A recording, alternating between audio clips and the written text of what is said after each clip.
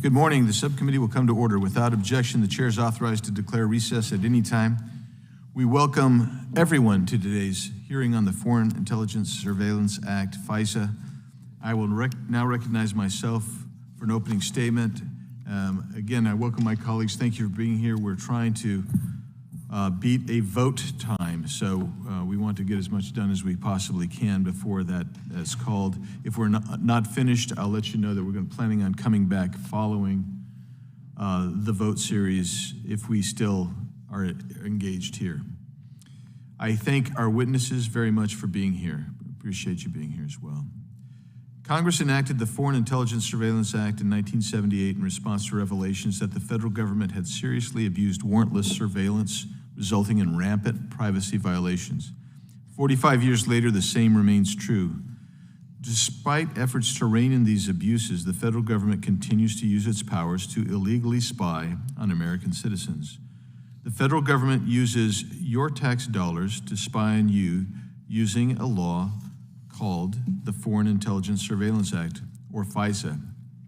In 2019, Inspector General Michael Horowitz exposed the extent to which the FBI violated its authorities under FISA. IG Horowitz identified significant concerns and serious performance failures, including numerous factual misstatements and omissions in the FBI's unjustified investigation of Trump campaign associates. In 29 applications that the FBI made to the FISA court to authorize surveillance, IG Horowitz found in 25 of them there was unsupported, uncorroborated, or inconsistent information, totaling more than 200 instances where the applications were inaccurate, unsupported, or omitted information. The FBI was unable to even locate the Woods file,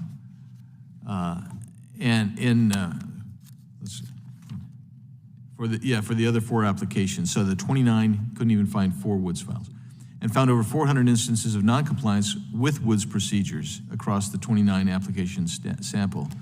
In February 2020, Director Wray testified before this committee and told the American people that they should not, quote, lose any sleep over the vast majority of FISA applications. Former Director Comey labeled FISA a top-tier FBI program, but upon further review by the Inspector General, it was revealed that the FBI failed to recognize the significant risk posed by the systemic noncompliance with the Woods procedures, which provide the factual justification for FISA applications. In May of this year, Special Counsel John Durham released his report on the FBI's Crossfire Hurricane investigation. That report not only backed up Inspector General Horowitz's findings, but also found that political and confirmation bias by FBI employees led the FBI to lie to the Foreign Intelligence Surveillance Court and illegally spy on the Trump campaign for an entire year.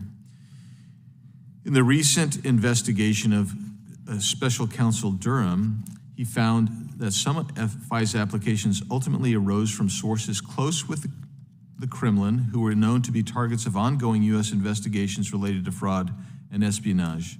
Durham concluded that the FBI ran with the first justification it found to spy on the Trump campaign, despite clear indications of foreign, unreliable sourcing. These reports detail only a fraction of the government's abuses of the FISA program. At the end of this year, Section 702 of FISA will expire. Section 702 does not require a warrant or any other justification to an independent arbiter, such as a judge or magistrate, before the government agent can query databases about an individual who is a U.S. citizen. Reports in recent years have exposed the government's and specifically the FBI's abuse of this program. A law designed to provide tools to collect foreign intelligence and prevent terrorist attacks has been warped into a domestic spy tool that has been used millions of times over the past 3 years to target Americans. In 2021, the FBI queried the communications of over more than 3.3 million times, and of more than 1 million discrete U.S. citizens. In 2022, the FBI conducted thousands of U.S. person queries. A recent FISA court opinion revealed the FBI conducted more than 278,000 improper searches of U.S. persons' communications in 2022, including those of people who attended protests, 19,000 donors to a congressional campaign, and in another instance, the FBI looked at the communications of donors Think about that. 19,000 people on a donor list are being queried and looked at by the FBI simply because they did donate. As Congress considers whether to reauthorize this program, this committee will be at the forefront and has the opportunity to shed a light on the broad issue of warrantless mass surveillance in violation of the Fourth Amendment. We must consider whether FISA and Section 702 can be reformed or if it's beyond repair. I, for one, see no reason for members on either side of the aisle to trust the FBI with this tool. The FBI has used FISA, specifically Section 702, to spy on Americans, to violate the Fourth Amendment and conduct warrantless searches. FISA 702, let's see here. It's clear that the government is using communications acquired through this program to conduct backdoor searches, which I think we'll hear more about today. Most of this is done without a warrant. Section 702 information acquired without a warrant can later be used by the FBI in criminal prosecutions unrelated to foreign intelligence or national security.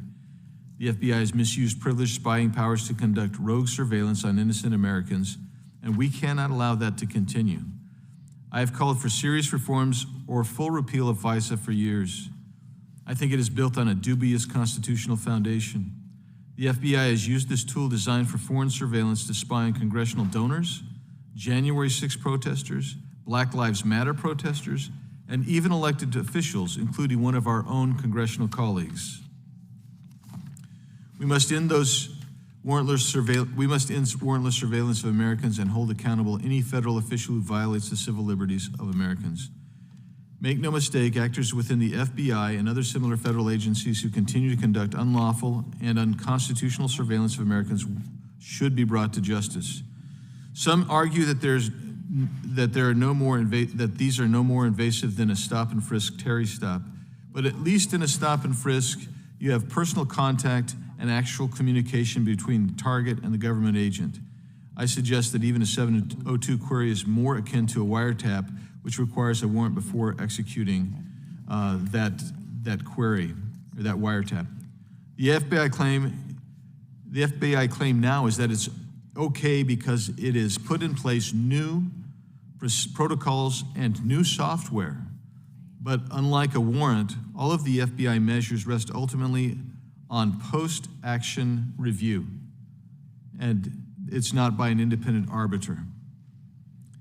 I continue to believe that we will be able to work across the aisle with our colleagues because so many of us agree on this issue, and I extend my hand to them and look forward to working with Ranking Member Jackson Lee and other members of this committee as we confront this serious issue. Again, I thank those on the panel for being here today. I thank our witnesses and those in the audience, and I yield back and now recognize the Ranking Member, Ms. Jackson Lee, for an opening statement. Mr. Chairman, thank you so very much. I am very pleased to join you in convening today's hearing on the Foreign Intelligence Surveillance Act, or FISA. As I indicated during part one of our examination of FISA, this subcommittee has a critical role to play in the reauthorization of Section 702, which expires in less than 6 months. Let me acknowledge all of my colleagues that are present here today, in particular, Ranking Member Nadler. The two of us may be the only ones present that were here when the Judiciary Committee single-handedly had to put a pause on the Patriot Act and begin to address some of our concerns after 9/11. Even in that dastardly, devastating loss of life, it was important to recognize that we are a nation of laws and the Constitution, and to be able to respond at that time. I know that the thousands of agents across America have as their general premise to investigate crimes and as FBI agents and to follow the law and to protect the American people. That I will acknowledge. We had the opportunity to be briefed just a few days ago by members of the FBI, and I will acknowledge that there is a critical understanding of the challenges that we are now facing. But Congress is the arbiter of the Constitution and the responder to the American people and the protector of the American people's constitutional rights. With that in mind, this vital set of provisions under Section 702, which has been the subject of much scrutiny and criticism, permits the federal government to collect foreign intelligence targeting non-U.S. persons outside the United States without obtaining individualized orders. It is, of course, a unique provision. While I expect that today's witnesses will discuss many of those criticisms, I hope that we are able to have a constructive conversation about the ways in which Congress can make certain that U.S. persons are not ensnared in the web of international surveillance. I will look forward to their insight because we will act. Congress must act. Beginning with the Foreign Intelligence Surveillance Act, which first passed more than 30 years ago to address abuses in collecting and using foreign and domestic intelligence, the government must show not only that there is probable cause to believe the target of intelligence surveillance is an agent of a foreign power, but also that foreign intelligence gathering is the primary purpose of the collection. Following the 9/11 attack and significant advancements in technology, the foreign intelligence gathering needs of the country shifted considerably, yet were often stymied by the need to obtain individual FISA court orders for overseas surveillance, which requires substantial manpower, as presented to Congress by law enforcement.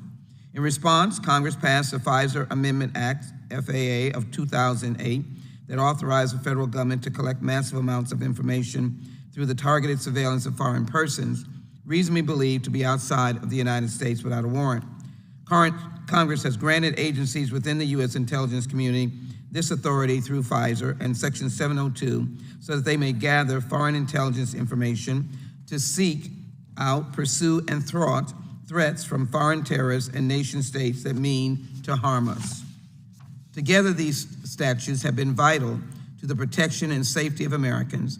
However, as we consider reauthorization of Section 702, we must be certain that we are not conceding very clear the constitutional rights of Americans in the name of national security.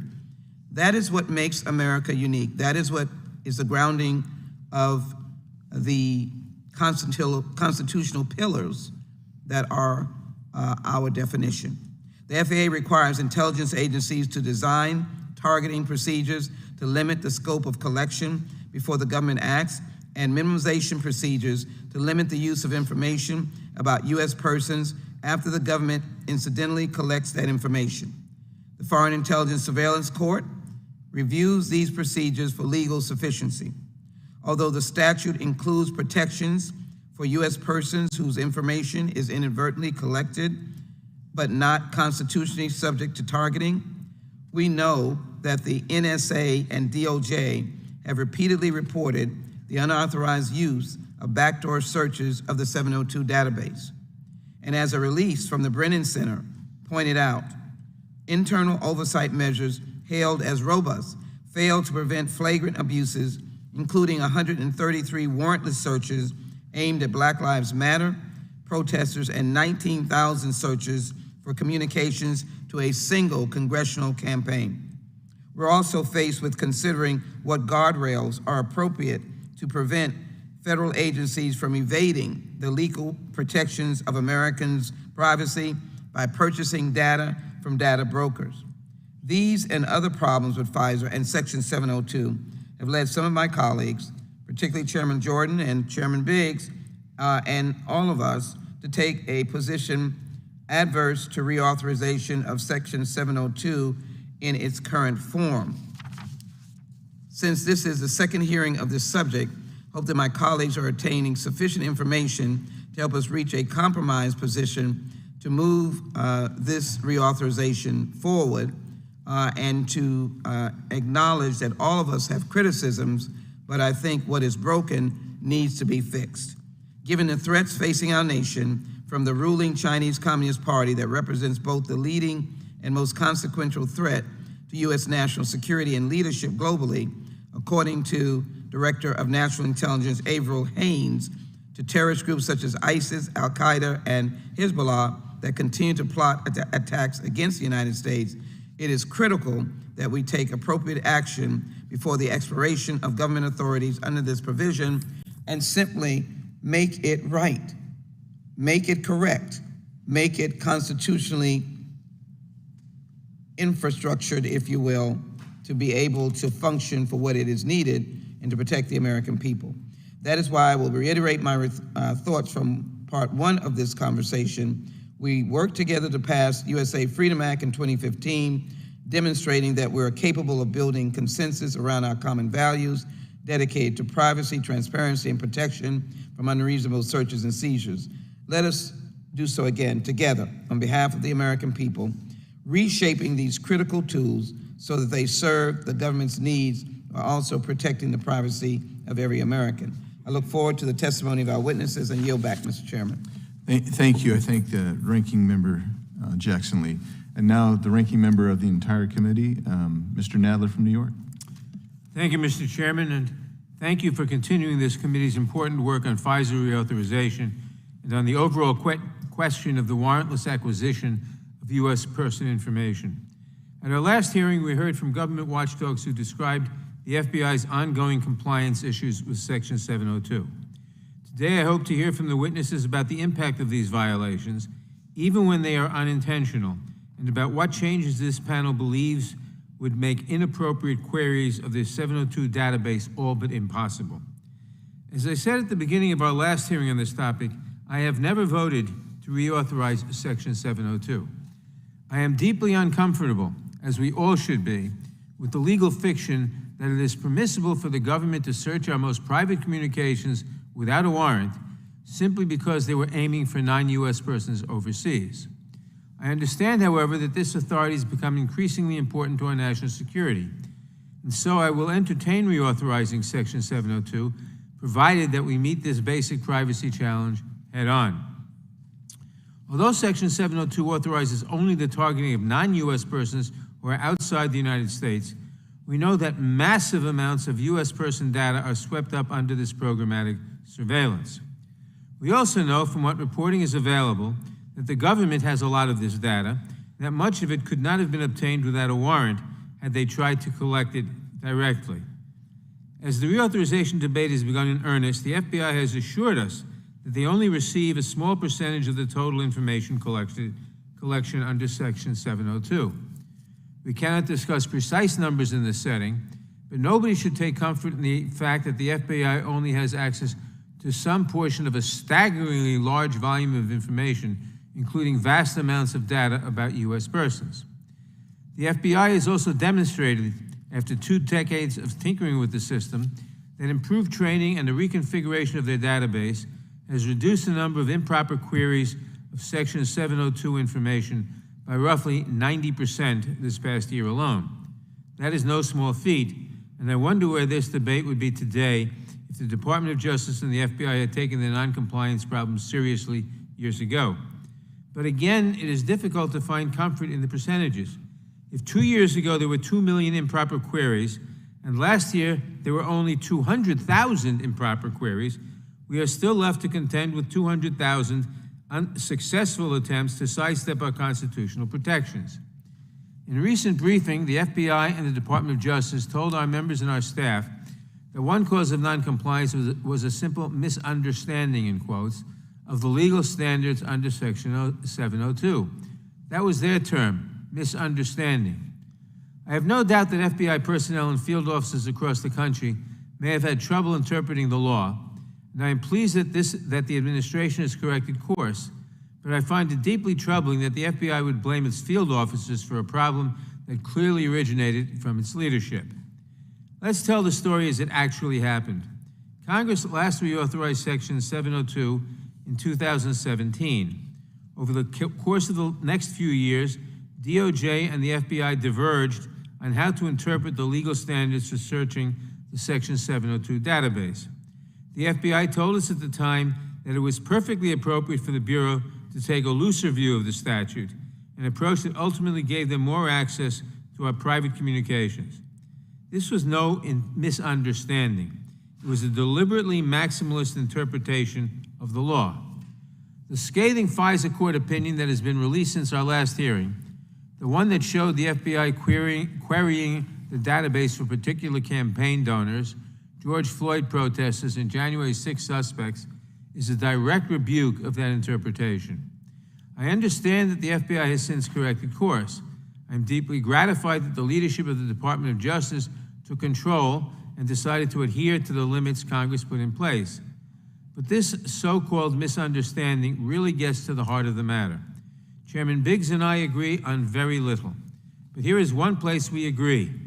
Whatever we think of the last administration, whatever we think of the current administration, we cannot count on the next administration to get this right.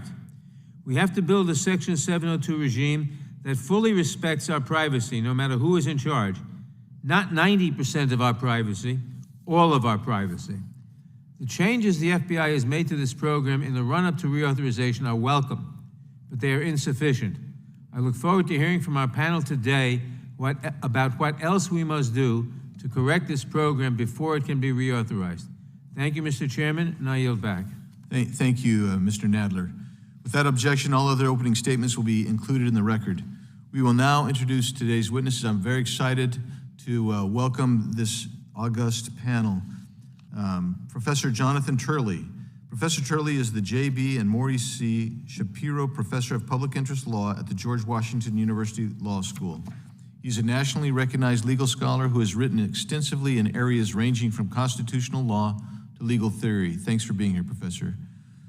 Mr. Phil Kiko is a principal at Williams & Jensen PLLC. He is a former Chief Administrative Officer of the House of Representatives and has served in a number of positions with members of Congress and committees, including this committee, the Judiciary Committee. Thanks for being here, Mr. Kiko. Mr. Gene Shire is a partner at Share Jaff LLP and serves as the General Counsel at the Project for Privacy and Surveillance Accountability. The Project for Privacy and Surveillance Accountability advocates for greater protection for Americans' privacy and civil liberties in government surveillance programs. Thank you for being here, Mr. Chair. Ms. Elizabeth Goitain, am I close? Okay, Goitain, okay. Ms. Goitain is the Senior Director of the Brennan Center for Justice's Liberty and National Security Program. Her work focuses on presidential emergency powers, government surveillance, and government secrecy.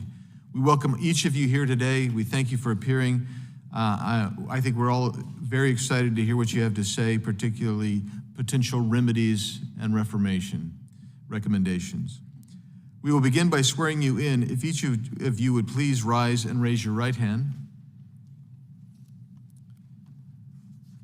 Do you swear or affirm under penalty of perjury that the testimony you are about to give is true and correct to the best of your knowledge, information, and belief, so help you God? Let the record reflect the witnesses have all answered in the affirmative. Thank you. Please be seated. And please know that your written testimony will be entered into the record in its entirety. Accordingly, we ask that you summarize your testimony in 5 minutes. I will begin tapping just before that 5 minutes so you are aware that your time is about to expire and the floor will open up and your chair will disappear. No, that really won't happen. I can't believe I said that. I'm not filtering. Anyway, I'll try to filter. Professor Turley, we recognize you for your 5 minutes. Thank you, Chairman Biggs. Thank you, Ranking Member Jackson Lee, and thank you, Ranking Member Nadler, and all the members of the subcommittee. It's an honor to speak to you today about FISA and the reauthorization of 702. Today's hearing will raise admittedly difficult legal questions, and there's some questions, however, that should not be in doubt. There's no question that the FBI and other agencies have continued to defy federal law and abuse their powers under FISA. There's no question that both the courts and Congress have been misled in the use of FISA in prior years. There's no question that the scope of the harm to privacy and constitutional rights has been immense. The only question is what you're going to do about it. And I think it is a significant moment in today's deeply divided politics that not only are the witnesses on this panel largely united in our views, but it appears that many of the members of both parties are as well. Quite frankly, the FBI is back once again in a reauthorization, as Ranking Member Nadler mentioned, saying that you can trust us. And for those of us who have been critical of FISA, it is an exercise of really breathtaking audacity, including, as Congressman Nadler stated, the continued reference to misunderstanding laws after years of litigation and discussion of those laws. If we reauthorize Section 702 without significant changes, then we have become a nation of chumps. It's not like this is being held from us as facts. We have documented evidence of massive violations of the privacy of U.S. citizens. So this is not something that is being hidden, it's in plain sight. Now, obviously, one of the possible responses from Congress can be simply to let this provision sunset. You just go back to the way it was in 2008. That would convey an important deterrent for agencies that if you abuse it, you lose it. And this would certainly warrant that type of response. But assuming that you want to add guardrails, there are a number of things that I've suggested in my written testimony. My colleagues have recommended others in theirs. These include ending backdoor searches, strengthening minimization standards, barring parallel construction, dealing with commercially available information as a circumvention of constitutional protections, and the creation of special advocates in the FISA process. You know, when Ronald Reagan famously talked about the Russian proverb, trust but verify, we actually have our own such proverb or viewpoint, and that was contained in Federalist 51, when James Madison said, you can never have government where you trust on the good motivations of the government itself. This was part of his discussion, that if all men were angels, no government would be necessary. And he said that the key to good government was to oblige the government to control itself. FISA fulfills Madison's worst expectations. That trust has been repeatedly violated by the FBI and other agencies. And so once again, I ask, what are you going to do about it? Now, government power is a lot like gas in a closed space. If you expand the space, the government will expand evenly to fill it. If you allow a crack, the gas will escape. Section 702 wasn't a crack, it was a wide open door that allowed for these types of violations to occur, this pretense of incidental violations of privacy. I won't get into the specific details right now, but I'll be happy to talk about them. I do want to know, one of the suggestions that I make is for the creation of special advocates. As was mentioned earlier, this Congress did create amicus as part of FISA. That system was commendable, but it has been an utter failure in my view. We need the creation of a different type of advocate within the FISA system. Just as there are advocates to protect our security in FISA, there should be advocates protecting our privacy in FISA. And we need to create a firm, structured role for that. In many ways, the Vatican had the devil's advocate that often had to present evidence against the wishes of the Vatican. We have to have the same process in FISA. Thank you very much for the opportunity to speak today, and I'd be happy to answer questions. Thank you, Professor Turley. Mr. Kiko, you're recognized for your 5 minutes. Chairman Biggs, Ranking Member Jackson Lee, and Nadler, it's an honor to testify before this committee. I was asked to share my experience in successfully assisting in crafting complex anti-terrorism legislation, in particular the USA Patriot Act and its progeny, and to provide some perspective associated with the issue of 702 expiring at the end of this year. A little background. Following widespread wiretapping and surveillance abuses, Congress originally enacted FISA to make sure that government agencies must secure authorization to gather foreign intelligence. In addition, FISA created 2 new Article III courts. The most significant later reforms in FISA was the enactment of the Patriot Act as a result of the attacks. The pressure on this committee to do something after the 9/11 attacks was enormous. However, the committee came together to consider all the options. Formal hearings were held to discuss new anti-terrorism authorities. We had a lot of unofficial late-night sessions, committee members sitting at the dais here. The committee sought input from everyone. The door was wide open to craft the Patriot Act. But one of this committee's top bipartisan priorities was to ensure that we protected not only our national security, but our cherished civil liberties. And that core principle has been the hot point of contention in every FISA debate. The Patriot Act provided enhanced investigative tools to prevent the future terrorist activities and the prevention of preliminary acts and crimes to further such. It amended FISA by creating 16 new authorities, and looking back, one of the best things Congress did was to incorporate the sunset provisions. The idea of sunsetting these authorities was not popular at the time, particularly with the Justice Department, but the Patriot Act would be enacted with its extraordinary new powers and safeguards to civil liberties. Only the sunset provisions were there to preserve Congress's power to change the law. Since 9/11, FISA has been amended several times, including the addition of 702 in 2008, and it created procedures to collect foreign intelligence when communications travel through the United States communication infrastructure.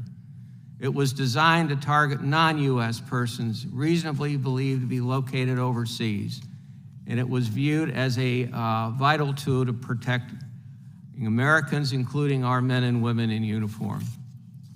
But have the law enforcement agencies and intelligence communities earned our trust to retain those expansive authorities? I would say the answer, I think, is no. My written statement goes into the problems in detail, and this committee knows more than ever the myriad of ways in which the failures have occurred. I should add, this frustration is not a partisan one. Since the leak of the Snowden documents, the public disclosure of abuses that resulted in the passage of the USA Freedom Act, we have continued to witness serious escalating concerns surrounding misconduct and abuse of civil liberties. The public record is replete with abuse. The public trust has deteriorated. Obviously, something needs to be done. Traditional oversight is not good enough because it always looks backward after the damage has been done. When an agency abuses statutory construct, whether intentionally or through malfeasance or through negligence, there needs to be consequences for bad behavior. The lack of any consequences for these abuses compounds the lack of trust. Let's make the system more accountable. As for oversight, how can there be effective oversight when so few clearances of congressional staff there is? Probably, of all the people that are doing oversight in the House side, I'd say there's not more than 15 or 20 people that have the clearances that really go. So how are you going to do effective oversight? And trust me, they understand that in the agencies. So 702 expires this year. The important provisions should not be lost if for no other reason than FISA was enacted to constrain. However, there's been abuse. If Congress decides to let it expire, which is their prerogative, then figure out a way to legislate a different mechanism to replace it. I stand ready to assist in any way I can. Thank you very much. Thank you, Mr. Kiko. And now I recognize Ms. Goitin for your 5 minutes. Thank you. Thank you, Chairman Biggs, Ranking Member Jackson-Lee, and Ranking Member Nadler, and members of the subcommittee. Thank you for this opportunity to testify on such an important topic. Section 702 was passed to enhance the government's powers to conduct surveillance of foreign terrorists. Today, according to the government, it's used to combat a range of foreign threats, including cybersecurity attacks, fentanyl trafficking, and Espionage Act. Of course, if that were all Section 702 were used for, we wouldn't be here today. The reason this authority is so controversial, and the reason it should not be reauthorized without far-reaching reforms, is that it's become a rich source of warrantless access to Americans' communications. How did this happen?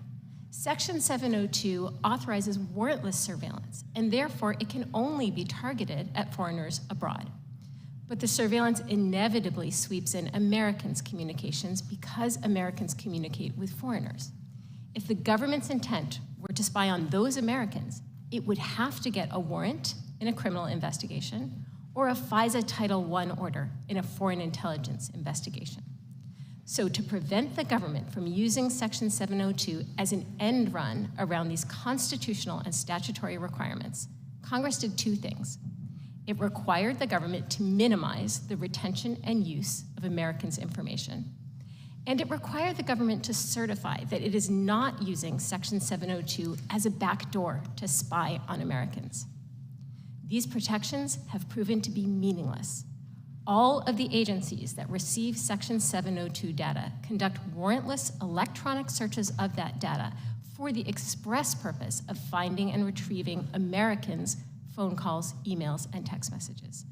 The FBI conducted 200,000 of these backdoor searches in 2022 alone.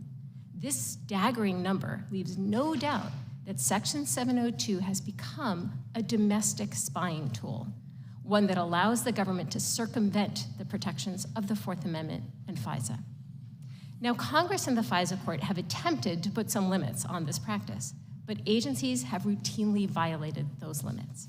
In 2018, Congress enacted a warrant requirement that applies to a very small fraction of the FBI's backdoor searches. This requirement has been triggered roughly 100 times.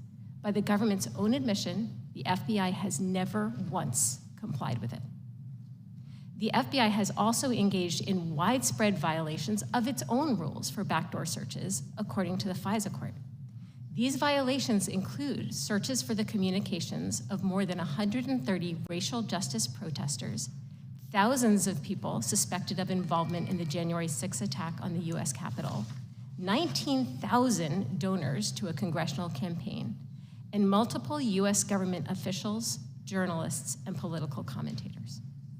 The starting point for any conversation about reauthorizing Section 702 must be a requirement that the government obtain a Title I order or a warrant before searching Section 702 data for Americans' communications.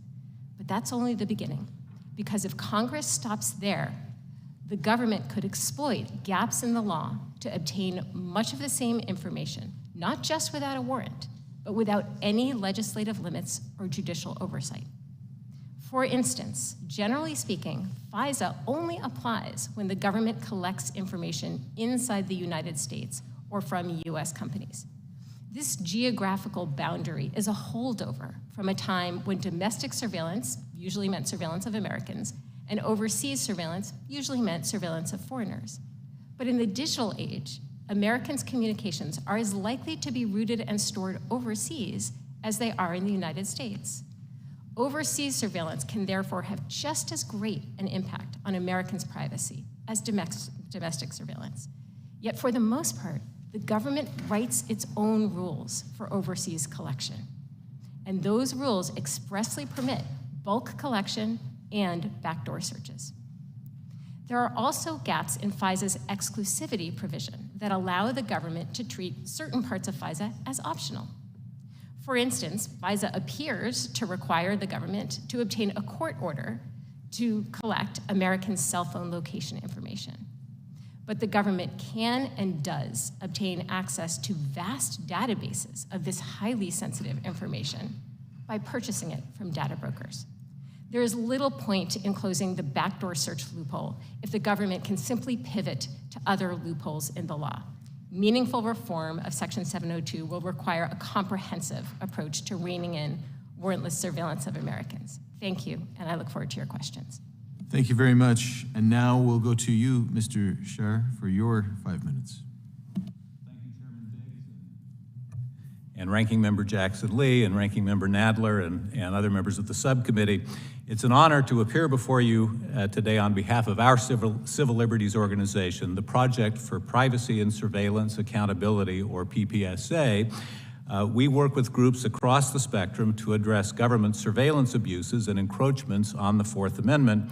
And I'm here to urge you to treat the expiration of FISA Section 702 as a once-in-a-generation opportunity for Congress to reassert its rightful constitutional prerogative to broadly determine when, why, and how Americans can be surveilled by their own government.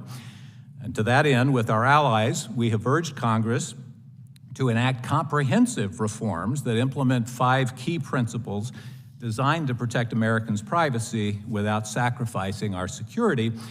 Today, I'll focus on just 3 of those principles and how they can help you bring all government surveillance of Americans within appropriate statutory guardrails and oversight. And by the way, although I represent Carter Page and many other clients, I'm appearing today only on behalf of PPSA. The first principle that we've urged flows from the consent of the governed concept articulated in the Declaration of Independence and then embodied in Article 1 of our Constitution. And it is that American citizens should not be subject to surveillance by their own government without their implied consent in the form of a statute duly enacted by their representatives here in Congress. Americans shouldn't be subject to surveillance merely at the whim of the FBI or any other executive official, none of whom has authority to consent to surveillance on our behalf. And yet, under administrations headed by both parties, the CIA, for example, has exploited technology-created gaps in FISA's reach to conduct a bulk collection program that sweeps up much of Americans' sensitive data. Similarly, as we've heard, the FBI routinely conducts backdoor searches of information collected under Section 702. And as we've also heard, the government routinely buys our most personal information from third-party data brokers. And without a clear statute governing all surveillance activities, Congress will be doomed to forever playing whack-a-mole with the surveillance agencies. The second principle is that, as Ms. Goitein said, any government access to Americans' communications or other private data should be undertaken only pursuant to a probable cause judicial order. Such a warrant or other order provides at least some assurance that the government has a specific concern that justifies the surveillance. A probable cause order requirement, moreover, should not apply just to direct surveillance, but also to more indirect forms of surveillance, like searching for information about Americans in a database of purchased information or in the massive trove of data compiled under Section 702. On that point, you've already heard many examples of overreaching backdoor Section 702 searches, and I won't repeat them, but the potential for abuse of purchase data, including geolocation data and other Fourth Amendment protected information, is, if anything, even greater. But currently, neither of these indirect forms of surveillance is meaningfully constrained by statutory guardrails or judicial oversight. They should all be subject to a probable cause order requirement similar to the requirement for surveillance under FISA Title I.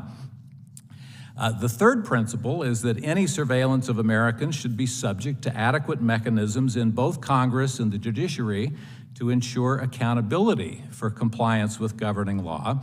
And that's important because, as we know, the current system is rife with violations.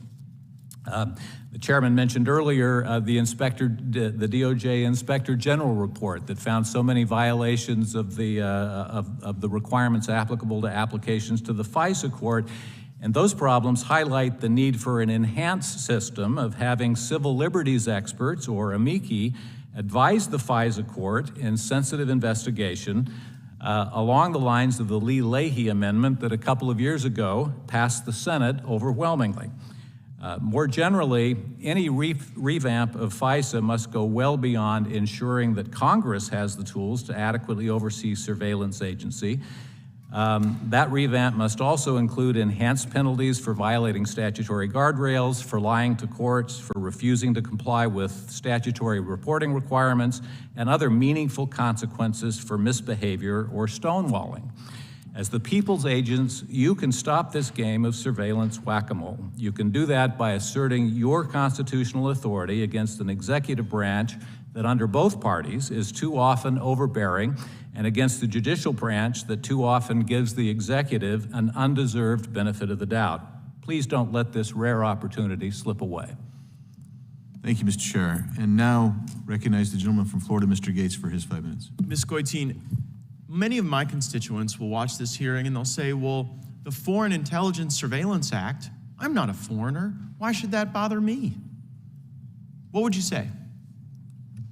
Americans' communications are swept up in enormous volumes, so enormous that the government won't tell us how big it is because it would be a very awkward number for the government to disclose. I suspect that's the real reason. And those communications are available to FBI agents without a warrant or a court order of any kind. And you talked about these backdoor searches, and that's been an intense focus of the committee.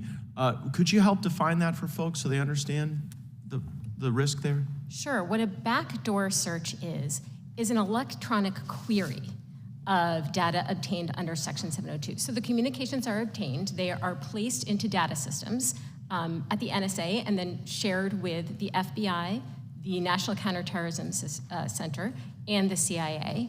And then agents can run electronic queries of those data systems using identifiers associated with Americans. So using an American's email address, for example, they can plug that in, and that will return any communications that were obtained under Section 702 that have an American on one end of them. And It almost feels like there's a digital file out there about millions of Americans. And I'm sort of wondering how, and we've tried to get straight answers from folks who work in the government about this question, but what we've learned is it's upwards of 10,000 people who can conduct some of these backdoor searches. Have any of your studies evaluated the breadth of individuals who can engage in this violation of our civil liberties? No, we don't know the number, but I think... Isn't that scary? Shouldn't we? I mean, it seems like something we should know. How many people can do backdoor searches into information that was not collected pursuant to any probable cause or a warrant? Yeah, it would be a good thing to know, and one of the reasons why I think we should be curious about it is because the government has told the FISA court that one of the reasons for all of these violations we've seen is that FBI agents didn't understand the standard for those searches, and that standard is that the search has to be reasonably likely to obtain foreign intelligence or evidence of a crime. Well, and that doesn't sound like rocket science to me, and that standard has been in place for 15 years. But they break it. Well, I mean, I just read an order from the Foreign Intelligence, the FISC, the court, and the court said, well, you weren't just using these searches and queries to get legitimate law enforcement information. At times, people at the FBI were searching themselves, searching their ex-lovers, searching their neighbors in this system. And so it seems as though there's not a standard that's adhered to. It's adhered to often in the breach. There were 278,000 violations of that standard in 2021. I mean, if you've got 278,000 violations of the standard, as you've said, the breach is the standard in a lot of ways. So we have this tactical question coming up. We have FISA that is set to expire, and I believe we should let it. I believe the standard of violation of breach is so pervasive that the patient is not savable, that we have to design something totally different outside of 702. And then I have other colleagues who are like-minded in my desire to protect civil liberties, but who suggest tactically that the best approach is to try to insert strong warrant requirements. This is my 7th year in Congress, Mr. Kiko. I certainly don't have your experience, but I want to draw on it because I want to get your advice. I've gone down this road with the Cheneyistas and others who bring us to the precipice of reform, and then at the last moment, it seems as though the civil libertarians rarely prevail over those who purport to be defending national security, no matter how many violations of our liberties occur. And so would you advise a reform effort or an expiration strategy, and why? Well, I would. That's a very tough question, and I know that's why you ask it. And I can actually see my preference would be some kind of reform effort with teeth and accountability, because there hasn't been any teeth and there hasn't been any accountability in the oversight that's been conducted. We're always at the end of the system. They say they're going to do something. It never gets done. 4 years later, we find out there's massive violations. Everybody comes, well, we're going to do it this time. But there's no accountability among the people that are breaking the law. There's no accountability among the administration. It doesn't matter. There's nothing. Yeah, it sounds like there need to be penalties. Thank you for your testimony. I yield back. Thank you. Chair recognizes the gentlelady, the ranking member, Ms. Jackson Lee.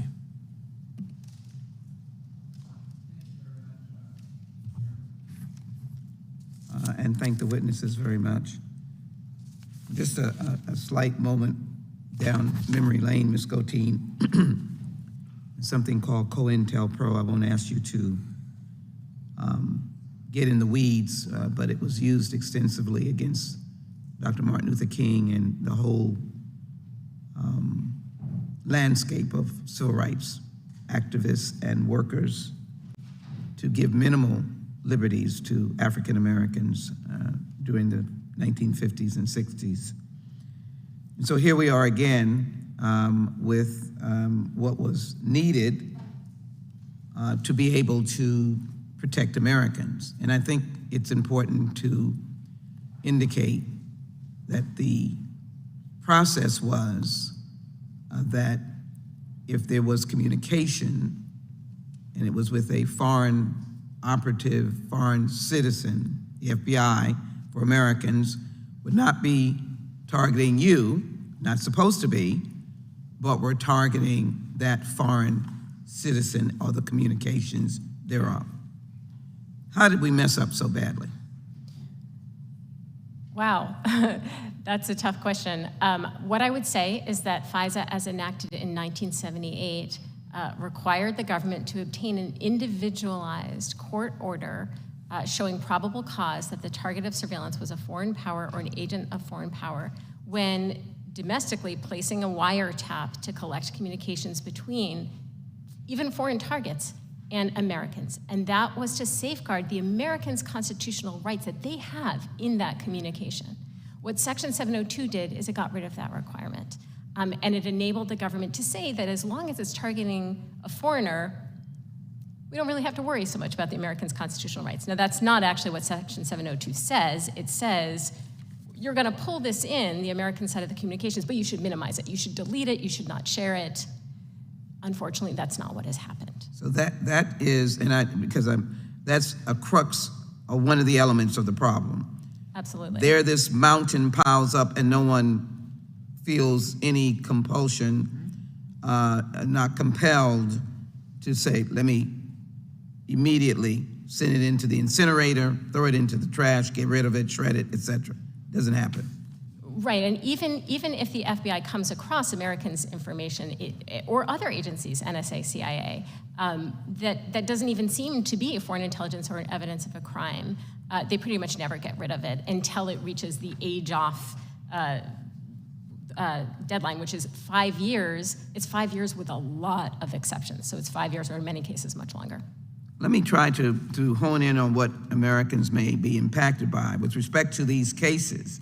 This pile of information in which an agency has not complied with the guidelines that Congress put in place and or their own policies. To your knowledge, is the evidence found in this way, typically excluded in a criminal case? Well, in most criminal cases, the government doesn't give the notice to criminal defendants that is required under FISA. There's been a long pattern of the government evading its notice obligations. And if the defendant doesn't know that FISA has been used, that Section 702 has been used in that defendant's case, there's no way the defendant can raise a challenge, let alone have the evidence excluded. And most likely, the way that the government has been avoiding this notice obligation is through parallel construction, which is a well-documented practice of essentially recreating the evidence using less controversial means. So one of the things that Congress should do, if and when it reauthorizes Section 702, is to prohibit parallel construction. If I could quickly speak to Congressman Gates's question, I think the problem with simply letting Section 702 expire is that... I will allow you to do so. The chairman's going to give me a little bit more time to be able to answer. No. But if you'll go quickly. I'll go very quickly. Is that Congress will then lose the opportunity to make necessary reforms to other surveillance authorities and to close gaps that are in those authorities that allow the government to operate without any statutory authority at all. And if Congress merely lets Section 702 expire, the government will shift its surveillance activities to these other methods. So let me quickly get from you the singular change, other than what we just talked about, parallel construction, that we should be looking at. Gentlelady's time's expired, but you may answer that question. If I have any message for you today at all, it's that you cannot just go with one singular change. A warrant requirement for backdoor searches is necessary. It is far from sufficient. There are other reforms that need to be made, not only to Section 702, but also to overseas surveillance that currently happens without any statutory authority, to the practice of purchasing Fourth Amendment protected information from data brokers, and several other reforms that I mentioned in my written testimony. Thank you. I yield back. Thank you. I recognize the gentleman from Wisconsin, Mr. Tiffany. Yeah, thank you, Mr. Chairman.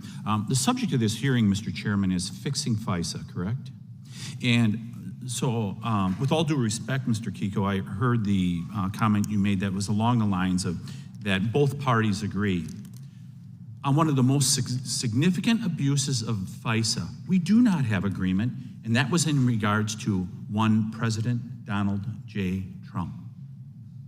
It was abused, and Mr. Durham highlighted what an abuse it was of FISA, and we have many people, including on this panel, that still will not recognize that.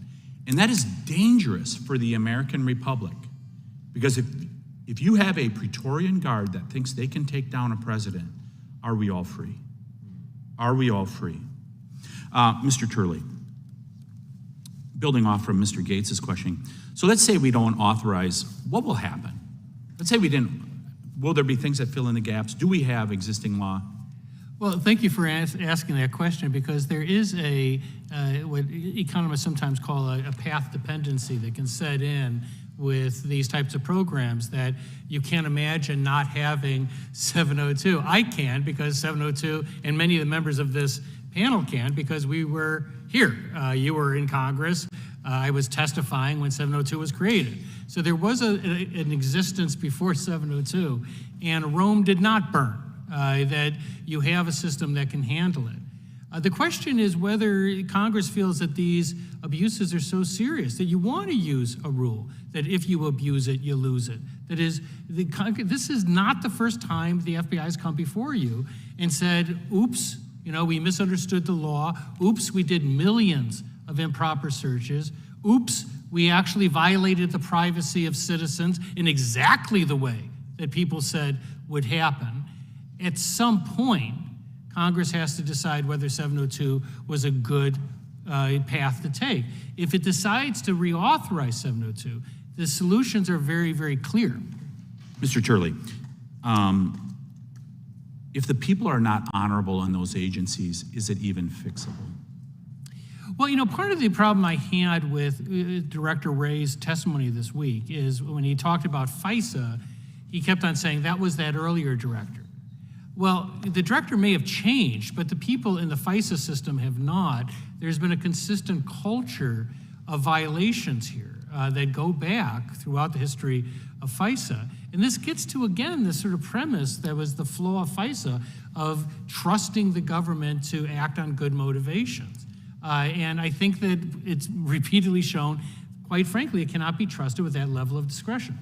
Unfortunately, I only got 5 minutes here. You want to get a couple more questions. Mr. Scheer, Mr. Gates once again said, tactically, what should the reforms be? What would be one reform that you would say needs to be done if Section 702 is left in place?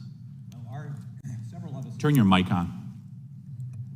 Several of us have come up with a list of reforms, and there are over 25 of them.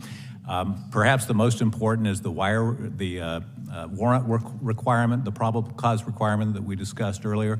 And if I could just briefly answer the question that you asked earlier, Congressman, as a former White House counsel lawyer, the answer that I would give to your question as to why it would be a mistake just to let Section 702 expire is that you then have a statutory vacuum which the executive branch loves. If you're a lawyer in the White House or the Justice Department, you're going to ask, the question you're going to ask is, if we do this, will we be violating any law?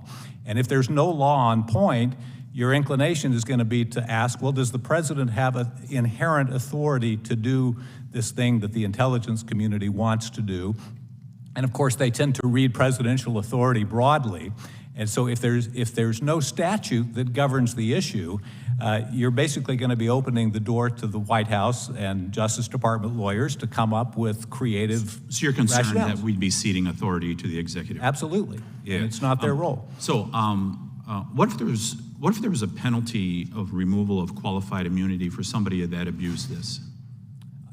I think that's something that ought to be considered. Okay, I got to get one more question in here. Ms. Goitine, Mr. Turley did a terrific job of anticipating my question. Did you hear the testimony of Director Wray? I did not. I was busy preparing for this hearing.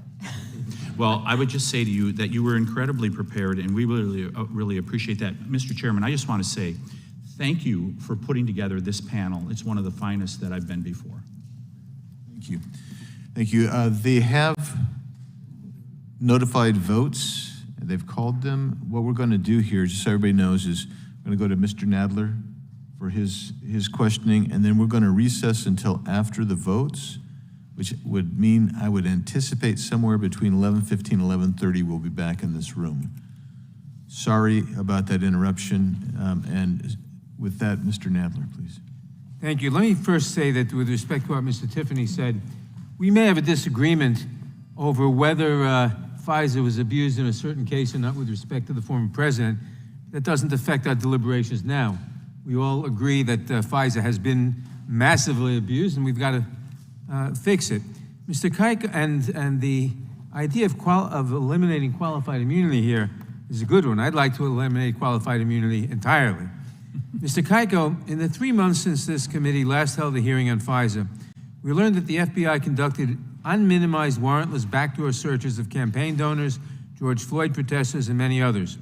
If the FBI sought to search Americans' communications, no matter the reason, they would normally need a warrant under the Fourth Amendment. Could you briefly explain to us why the court has found warrantless searches of the 702 database to be acceptable under the Constitution?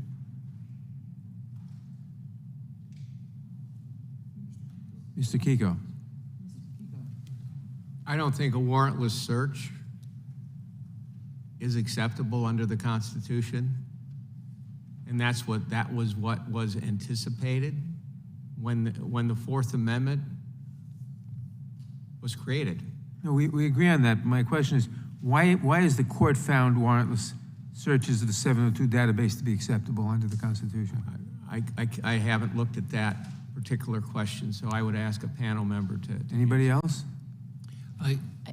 Ms. Whiteen? I'd be happy to answer that. The FISA court has found that warrantless searches are constitutional. The FISA court has essentially said as long as the initial collection was lawful, then you apply some kind of lower standard to analyzing the queries rather than treating it as a separate Fourth Amendment event. However, Section 702 has recently made its way to the regular federal courts. And I say recently because for many years the government was not providing notice to criminal defendants, so there was no way to raise the issue. But in the past few years, regular federal courts have had a chance to look at this question, and there is a divide among those courts. You have 4 district court judges holding that these searches are constitutional, and then you have 4 appellate court judges expressing serious constitutional concerns. The only federal appellate court to rule directly on this question was a unanimous 3-judge panel of the Second Circuit, which held that you do have to treat the query as a separate Fourth Amendment event, subject to its own reasonableness analysis. And the Supreme Court has made clear that warrantless searches are presumptively unreasonable unless they fall within an established exception to the warrant requirement, such as consent or exigent circumstances. The Second Circuit remanded to the district court to conduct that analysis. So the courts, it is far from settled that these queries are constitutional. And Mr. Ranking Member, could I just add one thing as well to that, and that is this was a reference to the Hasbarami case in the Second Circuit, and I agree with everything that was being said. One of the barriers that we see in federal court is that people have been denied standing in order to challenge these issues.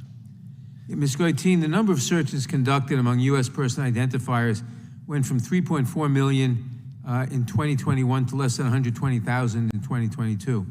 Can you explain what remedial measures the DOJ put in place to reduce the number and whether you consider these changes sufficient to protect Americans from unwanted surveillance? Sure. The FBI imposed some new training requirements, some new oversight requirements. It changed its data systems in various ways, and these changes resulted in the searches, as you say, going from 3.4 million to 200,000 searches. Now, I would say that one warrantless search of Americans' communications is too many. 200,000 warrantless searches, that's 500 warrantless searches for our communications every day. That is just a jaw-dropping number. And the fact that the FBI seems proud of that number really tells you how little regard they have for American civil liberties. They have made these changes according to the FBI's own internal study.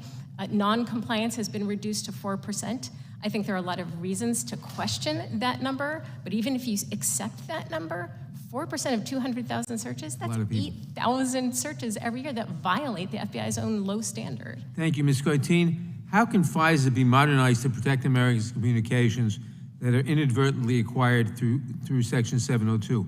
What would be the impact of such changes on our national security? But how can they be, what should we do, in other words?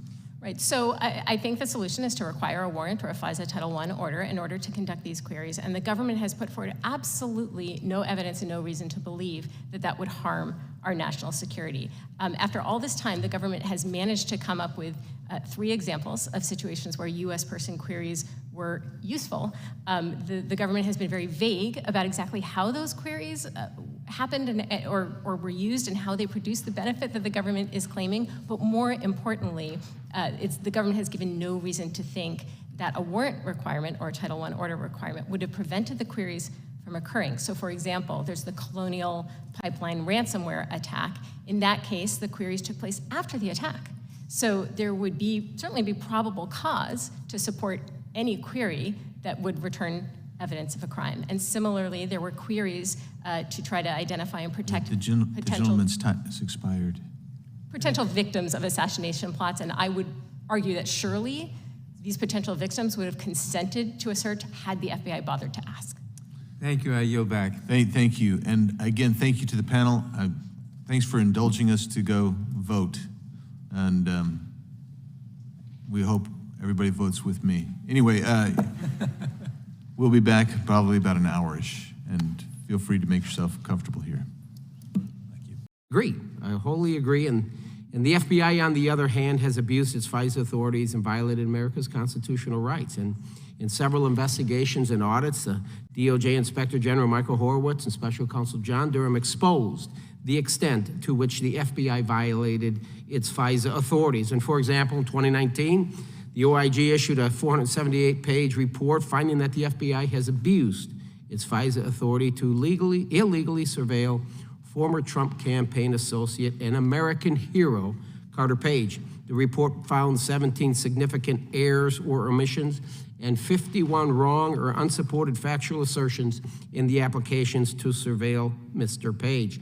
The FBI relied upon uncorroborated information to support its application to surveil Mr. Page because they wanted to keep, in my opinion, Donald J. Trump, the greatest president in my lifetime, from office. And per the report, the FBI cherry-picked facts to support its application, ignored exculpatory evidence, and even doctored evidence presented to a FISA court judge to support its surveillance against Page. The FBI's FISA applications to surveil Trump associate Page were based almost entirely on the debunked allegations in this Steele dossier. There was no probable cause. And I think it's very important that we go through. Mr. Carter Page, what an American hero.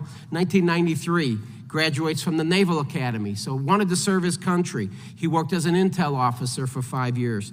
And then you go forward from 93 to 2000, he begins working as an investment banker in London, making some money.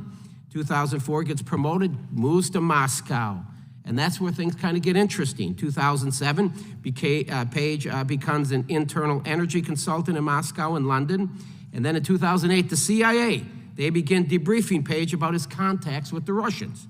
2000 now FBI counterintelligence interview, they interviewed Page, in which Page told them he was reporting information to the CIA. So back in 2009 already, the FBI, the CIA, they know who Mr. Carter Page was. In 2013, some Russian agents, in January 2013, some Russian agents approached Page in an attempt to cultivate him as a source. He rejects, of course, in April of the same year, the FBI records one of the Russian agents complaining about Page because Page wasn't working with him. He wasn't going to do anything for the Russian agents. He's an American hero. In June of the 2013, the FBI interviews Page again, and Page said he was working and he has spoken with the CIA. And Page agrees to cooperate as a key witness in the FBI undercover investigation of the Russian agents that want to turn him. So he's working, he's doing everything he can for his country, as he has when he started back in the Navy. And then it gets interesting. March of 2016, Page meets with the FBI agents and federal prosecutors about their case against the Russian agents, and one of those Russian agents was found guilty, spent 30 months in prison. That couldn't have been done without Carter Page. Then, all of a sudden, this is where things get really sour. March of 2016, Page joins the Trump campaign as a foreign policy advisor. In April of 2016, the FBI headquarters advises New York field office to investigate Page. A couple months later, in August 2016, FBI headquarters opens investigation of Page and prepares a request to eavesdrop him under FISA. August, the CIA sends a memo to the FBI headquarters and advised the Crossfire Hurricane team that Page was an operational contact for the CIA for 5 successful years, 2008 to 2013, and the FBI does nothing. They do nothing with it. What do we know? The FBI withheld this information from the FISA court, and the court approves the FISA warrant and secretly surveils Page. Wow. Wow. So he's an American hero until he joins the Trump team. And you wonder why people up here feel that the FBI cannot be trusted, and why we say that they have weaponized the FBI to go against the American people, specifically with a dissenting point of view, like Carter Page and Donald J. Trump, and they haven't stopped yet. They continue to go up against Donald Trump, whether it's Mar-a-Lago, whether it's indictments up there with the nut job in Manhattan. It's just horrible what the FBI, we have to rein them in. I will not support the idea of reauthorizing 702 for the FBI until they get their house in order. With that, I yield back. Thank you. Chair recognizes the gentlelady from Pennsylvania, Ms. Dean. Thank you, Mr. Chairman, and I thank the ranking member for having this important hearing today, an important moment of bipartisanship and the understanding that the FISA application has gone horribly wrong. It is our responsibility to do something about it. So I thank all of the witnesses for being here today, for your expertise and your historical understanding of where we are and the grave moment that we're in. The Foreign Intelligence Act, FISA, the legislative branch, we're entrusted with making the laws of the United States. It's our job to decide what the rules should be, delineating fair from unfair, safe from unsafe. Sometimes these decisions are straightforward and easily guided by the Constitution and common sense. Other times the decisions are more difficult. It feels like we're in one of those places now with a clear-cut understanding that the abuses of the FISA applications and queries are unacceptable. We know we have a responsibility, as do the agencies, to protect our national security, to protect us against crime anytime we can possibly do it. But we must always protect civil liberties, people's rights to privacy, our constitutional rights. Ms. Goitein, I was interested in your very eloquent history of what's going on here and what has happened. We do need to review the FISA process. What are the most, if you had maybe 3 areas of reform, what would be the most important? I know it's denser than that, but what would be the most 3 top areas of reform? I've been trying to narrow it down a little bit because I know that that's helpful. It's difficult. There's a lot that needs to be done, but I think I can at least narrow it to 3 buckets. And the first bucket is ensuring that Section 02 works as intended, and that means that it's not a domestic spying tool. For that, we need to have a warrant requirement or a requirement of a FISA Title I order before the government conducts U.S. person queries of Section 702 data.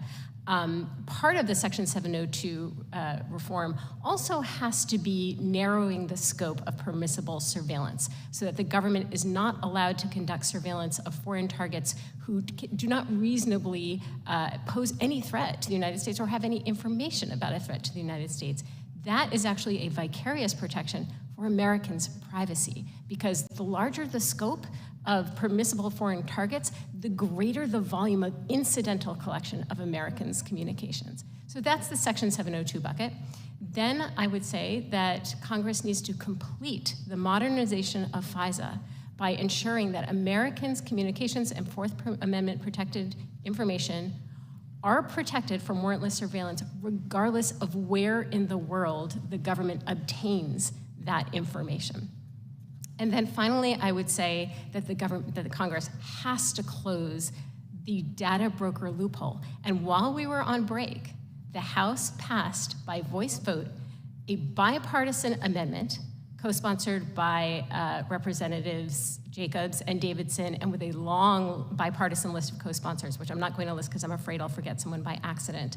But the House passed an amendment that would prohibit the Department of Defense from buying its way around the Fourth Amendment and obtaining Americans' Fourth Amendment protected information by buying it from data brokers. That is proof of concept. Congress can do this, and Congress now needs to do that for all federal agencies. That's very helpful. Mr. Kiko, thank you too for your testimony and your work on this. We talked about whether to sunset and allow it to expire, Section 702, or to reform it, as we just had some conversation around that.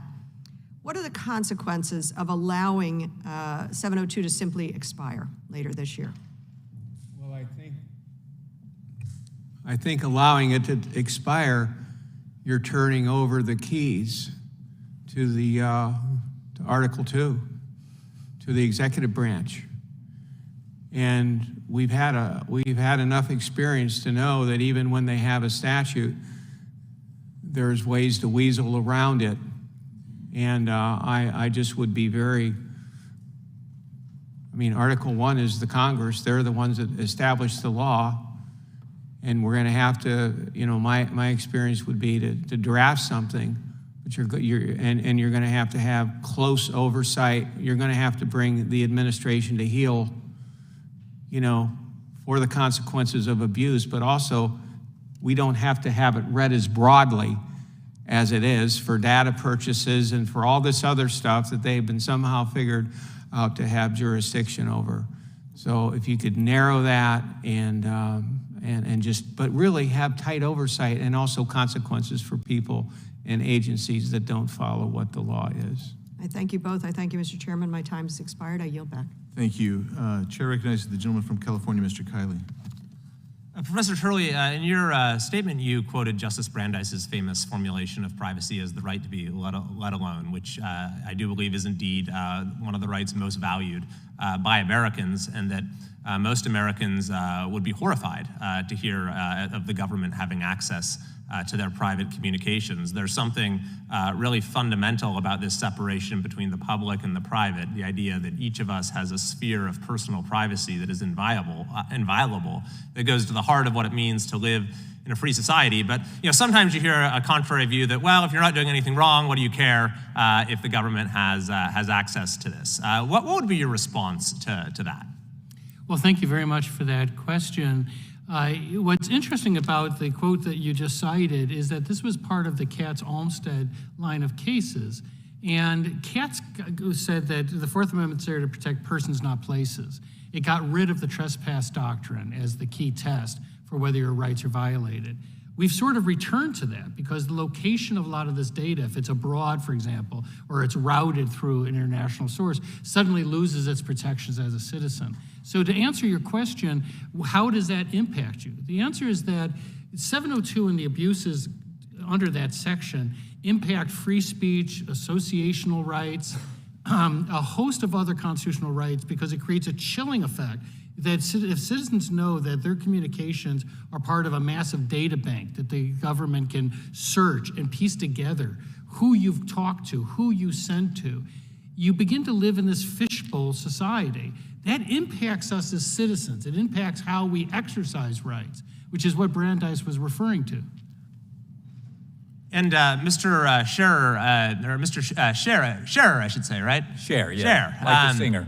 We've been talking a little bit about how this right was, put into our Constitution by our founders in the form of the Fourth Amendment, and how a lot of the jurisprudence and our understanding of the Fourth Amendment is rooted in this idea of a reasonable expectation of privacy. And so we've heard that the law, at least as far as the courts are concerned, is a little bit unsettled when it comes to how that applies to the situation we're talking about today. So in your view, is that a lens that Congress should look through when deciding what to do about FISA, the reasonable expectation of privacy that Americans have, and how should that apply to the gathering of information under Section 702? Well, 2 points. First of all, while Congress should take account of what the courts have said on the application of the Fourth Amendment in this setting, I don't believe, with all respect, that you as members of Congress should feel bound by what the courts say. All of you, and I apologize if this comes across as a lecture, but all of you have taken an oath to support and defend the Constitution of the United States, not the interpretation of the Constitution by some federal district judge in the Western District of Wisconsin or wherever he or she may be. And you have the ability, and I think the right and the duty under the Constitution to reach your own conclusions about what the Fourth Amendment requires. But secondly, even Congress has an important role to play in determining for the courts what is a reasonable expectation of privacy, and when do the people of the United States have a reasonable expectation of privacy? And even if some courts don't think that we have a reasonable expectation of privacy in our electronic data, which, as we've heard, may get sold to data brokers and then sold to other people, Congress can step in and say, no, we think the people of the United States do, in fact, retain a reasonable expectation of privacy in their private data, even if it's held by Google or Amazon or somebody else. And we, the Congress of the United States, believe that Americans retain an expectation of privacy in communications that have been collected pursuant to 702. Well, that's right. And so could we take the analysis a step further? And so I think most Americans would understand we live in a dangerous world. Intelligence gathering is very important. Sometimes aggressive tactics are needed, and it's possible that on occasion, information can be incidentally collected. So the question becomes, once that information is there and in the government's hands, what do you think is the reasonable expectation of Americans as to what is done with that information, how long it's kept, who can access it? Because that's really, I think, the question when it comes to reforming FISA that we need to consider. Well, certainly, and if people have not expressly consented to have that data collected and put into the 702 database or wherever else it goes, I think it's fair to say that they should retain an expectation of privacy in that data, even if somebody else has it, and therefore Congress can say, consistent with the Fourth Amendment to the FBI, if you're going to search that database of purchase data, or if you're going to search the database of 702 derived information, you need to get a probable cause order from a court. Thank you very much. It's great to see the bipartisan agreement on a lot of these principles, and I yield back to the chair. Thank you. Chair recognizes the gentleman from Georgia, Mr. Johnson. Thank you, Mr. Chairman. Having practiced criminal defense law for 27 years and acted as a judge for 12 years prior to my 17 years now in Congress, I understand Fourth Amendment principles and understand the concept of a reasonable expectation of privacy, but I cannot wrap my head around the concept of a reasonable expectation of privacy in data that has been acquired over the open market by anybody who wants it, like Russia or China or Iran or North Korea. That's data that is purchased every day by our adversaries. Why should not our own government be able to acquire that same data that we certainly have no reasonable expectation of privacy in, given the fact that it's on the open market? However, we in this country can certainly rely upon the Constitution and its principles to protect our privacy, especially when privacy concerns bump up against security concerns. We've lived through harrowing terrorist attacks on U.S. soil and through attempts by foreign actors to meddle in our national elections. That's why while taking affirmative steps to protect our civil liberties, we must give our intelligence community the tools it needs to protect us. Section 702 of the Foreign Intelligence Surveillance Act is one of those tools necessary to protect our national security. Due to the classified nature of much of the work that's done under Section 702 FISA authority, Americans will never know how it has kept them safe, the degree to which it has kept them safe. They will, through politicians, hear of problems with implementation of the legislation and demonization of those who would access that information to protect us. In the real world, law enforcement can patrol the street to monitor suspicious activity. They don't need a reasonable expectation of privacy in order to be out on patrol. We need to bring real world processes to the cyber world. And Section 702 allows us to do that, letting law enforcement patrol the information highways to neutralize threats. However, just as cops have certain limitations, the intelligence agencies have limits on their ability to search the Section 702 database when it comes to U.S. person identifiers. If the agency's investigation is related to national security, then a database search using U.S. person identifiers is allowed when the agency believes it is, quote, reasonably likely, end quote, that such a search will retrieve foreign intelligence or evidence of a crime. And if the agency's investigation is unrelated to national security, then the agency must get an order from the Foreign Intelligence Surveillance Court before it can search the database using U.S. person identifiers. In the past, it seems that the FBI has fallen short due to, among other things, lack of proper training on the limitations imposed on them by law. In this day and time, when politicians recklessly demonize government in general, and the FBI and DOJ in particular, the public is susceptible to claims that the FBI willfully defies the law, abuses its power as a regular course of conduct, and as some have argued, is generally, quote, bad. I respectfully disagree with the assessment of the 38,000 employees of the FBI, including special agents and support professionals, many of whom put their lives on the line every day to protect us from danger, both foreign and domestic. And I would also point out that it's not about bringing this administration to heel. These FISA excesses existed during the Trump administration and before. In the past, I'm heartened to see that the Department of Justice is working hard to improve agency compliance with the civil liberties protections in Section 702. I look forward to continuing the dialogue on how we can improve compliance with Section 02, how we can improve the act itself. And with that, I will, I don't have time. Yeah, you can't yield anything back. You don't have any time left. But thank you, though. Yes, I knew you did. And we'll now recognize the gentlelady from Florida, Ms. Lee.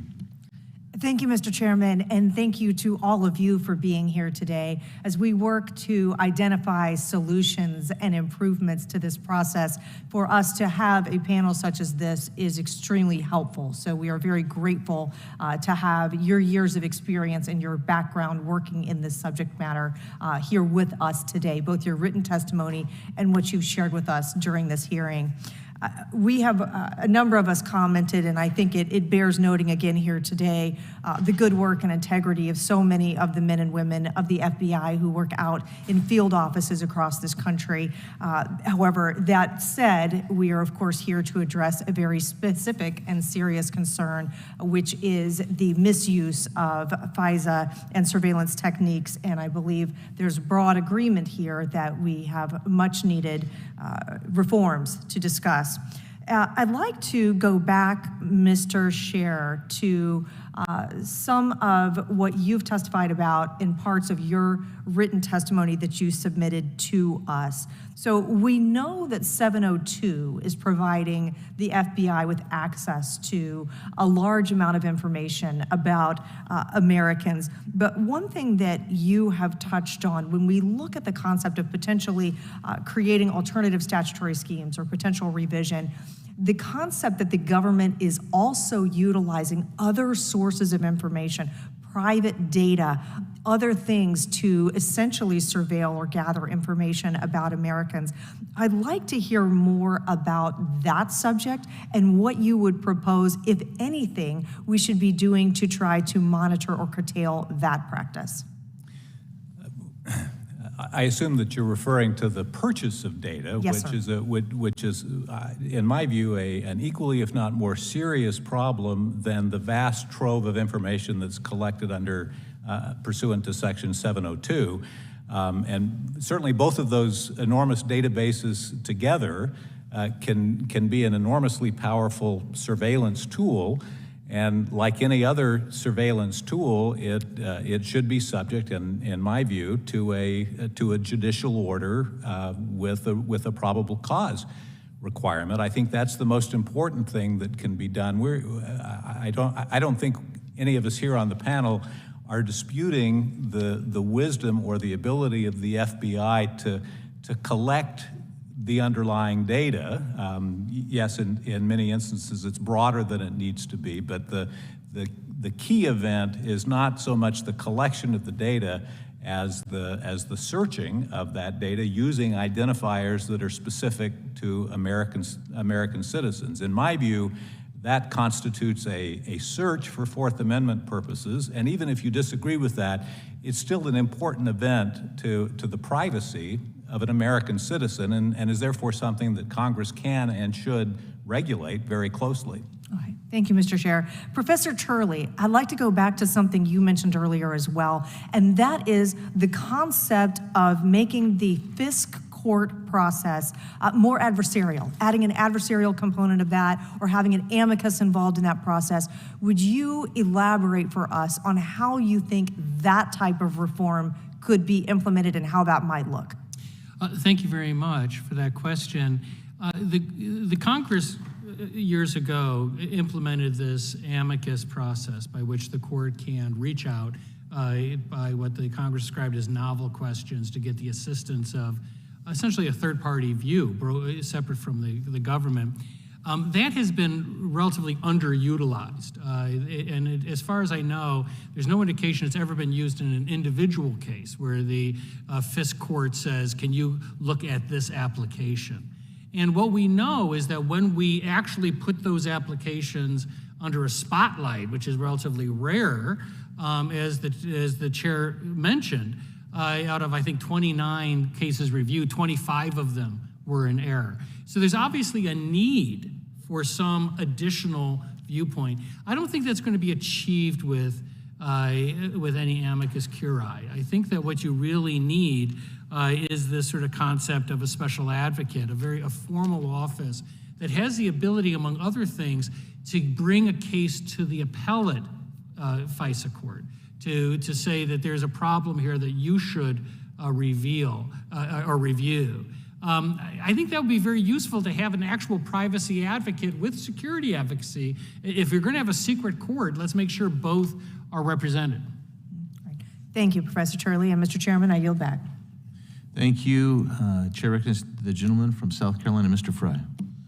Thank you, Mr. Chairman. You know, this is incredible. I mean, we finally, we've been fighting all week on the floor on the NDAA, and in this committee, it's always a knife fight, it seems like. But in today's hearing, we have really unanimous support for fixing this process. We're letting it expire, but there's a recognition across the entire country that this needs to be fixed. You know, what's perplexing to me, and we just had Director Ray come in, Professor Turley, you alluded to that earlier, who, if you ask agencies, all is well in the land of Oz, and that's just really not the case. We know that the FBI and other agencies have abused FISA to the nth degree. We know that they continually spy on Americans without a warrant. We know that they end around and they use data collection and geotagging and geolocation to look at the activities of Americans. And at the end of the day, you know, I look back and Professor, you cited the Federalist Papers.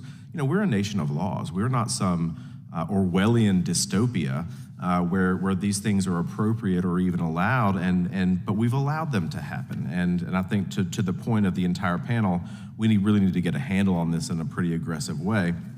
Professor Turley, I want to start with you. To hear the FBI talk about it, we should be celebrating that we went from 2 million illegal search queries to 200,000. Do you think this is cause for celebration? No, it's like a bank robber saying we're hitting smaller banks. I mean, the problem is that you're engaged in something you're not supposed to do. Look, the thing that we have to keep in mind is that all governments are information junkies. That is consistent across all types of government, whether they are democratic or authoritarian, they're information junkies. They want more information. It's not necessarily for nefarious purposes. It's that they want data. They always do. And so this impulse will exist and it will grow unless you restrain it. I was baffled by the director's testimony. When he said that he wasn't even aware of what parallel construction was, I was really taken aback, because that's a core issue in these FISA debates. It's been an issue for years. And I just looked in disbelief when he said, I'm not sure what that might be. What that might be is a very serious threat to privacy. It's existed for years. It essentially replants material in order to create a different origin. And its purpose is to hide the original origin from courts. And as someone who's litigated national security cases, I have to tell you that these cases are riddled with this type of sleight of hand. And I'm usually the cleared attorney in national security cases. I've had national espionage, terrorism cases. And when you hit a FISA line, all the lights go off. I mean, the government gives you nothing. But the other thing that I want to emphasize about these commercially available information is it has another insidious problem. And there's what happens is the government often wraps commercially available information into FISA applications, and then everything gets iron-plated under FISA. And when people like me finally see the applications in the SCIF, we find it's loaded with material that should have been disclosed to defense counsel or to trial counsel. Right, so this is nothing to celebrate. I mean, 200,000 violations of the Fourth Amendment is not really a good cause for celebration. You know, Professor, I think you hit on having a special advocate and strengthening that. I think that's a great step. What in your mind are other reforms that would be crucial to fixing the FISA problem that we have in this country? Well, Congressman, the most important one is where we should have started and ended this debate in '78. That is, you cannot engage in a query or search of a U.S. citizen without a warrant or Title I order, period. I don't think it should matter where that occurs. Now, it's true, the extraterritoriality of the Fourth Amendment has not been supported by the Supreme Court, but you can support it. You can support the rights of U.S. persons abroad. That creates a very clear line. When I talked about letting the provision sunset, I'm saying that when it sunsets, you make clear that all searches or inquiries, wherever they are, of a U.S. citizen by a U.S. agency must be accompanied by a warrant or Title I order, right. Period. And they can find a way to try to get around that, but that's the brightest of bright lines. Mr. Chair, real briefly to wrap up, I'm also concerned that even if we fix this, the administration, a future administration, would just end around this by virtue of executive orders. So how do we deal with FISA and reforming FISA when an administration could just go around it? What would you suggest in that sphere? Gentleman's time's expired. You may answer the question. I think the short answer is 2 words. Any statute needs to make clear that whatever Congress specifies as an appropriate search has to be the exclusive means of obtaining the information that's covered. And if you're a lawyer sitting at the White House or the Justice Department, you feel an obligation to be sure that the president that you serve takes care that the laws be faithfully executed. And if it's clear in the law that there's one exclusive way of getting the information at issue, you're going to feel some obligation to be sure that your boss proceeds in that way. But if there's a statutory vacuum, that's where the problems arise. Gentleman's time has expired. Now, I haven't taken my 5 minutes of questioning yet, but I'm going to go ahead and do it. I'm going to limit it to, I think, 3 questions. And I have the gavel. you shook the gavel from me. Yeah, she's good. She's going to pop me with that gavel. Okay, we're going to start with you, Mr. Turley, please. Let's get with this. Capacity of state and district courts to keep records and information sealed. That's one of the critiques we have about moving away from a FISA court, because, oh boy, there'll be leaks as if there's been no leaks in the current scheme. So tell me your experience there, and is it possible for state and federal courts to keep information sealed? Yeah, I always hear this objection, and it has no support at all. I deal with national security cases through regular Article III courts. Throughout the years, they have SCIFs, they have training, they're cleared. There aren't these allegations of leaks. The issue with the secret court is that no one's objecting that you can have a secret court in the sense of a giant SCIF where secret proceedings can occur. You can even have judges that are selected and trained for that purpose. The question is whether the standard for U.S. citizens and U.S. persons should be different in that courtroom. And I have never accepted that to be the case. I don't see an exception under the Fourth Amendment. Right, I appreciate that, and I'm in agreement with that. And Mr. Chair, I'm going to go to you next. The gentleman from Georgia kind of intimated that somehow data collection and querying is similar to an officer in a patrol car driving around and observing suspicious activity, maybe making a Terry stop, or whatever you want to call it. But how is this different, and why should we equate this more like to a wiretap rather than a stop and frisk? I think it is very much more like a wiretap. I mean, yes, if you're a police officer, you have a right to be on a highway and watch what goes by, but that doesn't mean that you also get to have a helicopter flying over the neighborhood and taking pictures of everything that happens in every home in that neighborhood. And so, by all means, I think the wiretap analogy is the right one to use, because that exactly is what 702 is doing. Is it's taking a stream of data, a massive stream of data, and just pulling things out of it, and even if it's appropriate to collect the data, there need to be Fourth Amendment protections when it comes to searching that data, especially just as you would have in a wiretap. I mean, when you narrow the search down, you've made a particularized.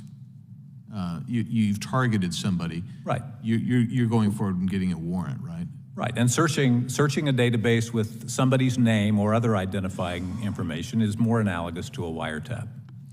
And so I want to get to this other thing too, Ms. Goithin, and that is dealing with purchased information. And I think Professor Turley kind of got to it a little bit, is that they wrap it up. And when we've been briefed by the FBI on this, they talk about multiple databases that they're using, and then there's a wall that's created.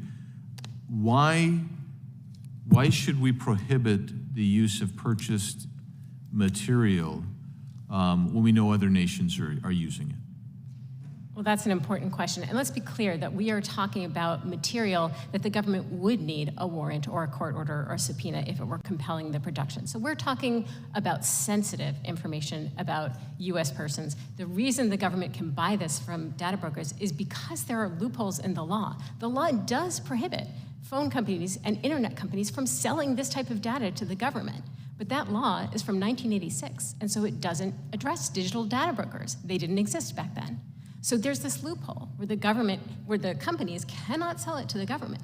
They can sell it to data brokers. The data brokers turn around and sell the same information to the government at a handsome profit. So the information is laundered through a middleman. Now, we should be concerned about the fact that foreign governments can get this information. Congress absolutely should act on that problem, and the Brennan Center is in favor of comprehensive consumer data privacy legislation.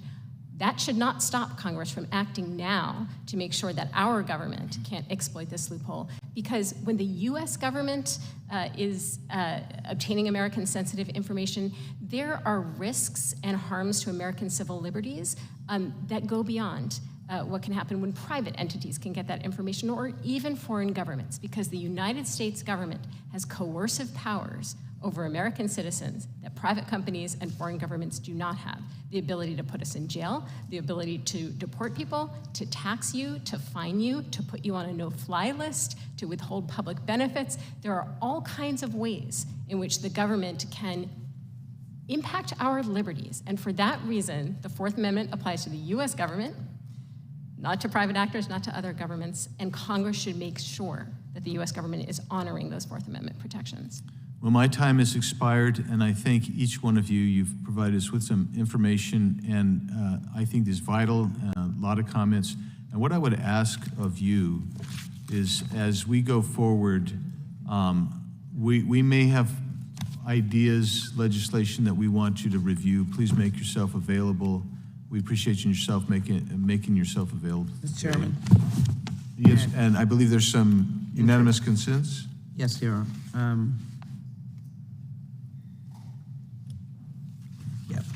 I'd like, in tribute to Ms. Goteen, but I'd like to unanimously submit into the record Brennan Center Bipartisan Coalition responds to the FBI's new policies under Foreign Intelligence Surveillance Authority as unanimous consent. And under epic.org, July 13, 2023, new FBI procedures under FISA Section 702, out of touch with extent of abuse, gravity, and privacy threat. And I think I will yield on those two items as unanimous consent to submit Without them into the record. objections, entered into the record. With the collegiality that we will work together on the best solution of this matter. And Mr. Chairman, just want to put it on the record, we are facing in the next decade artificial intelligence. And I yield back. Thank you so much. And with that, I appreciate everyone being here, and we are adjourned.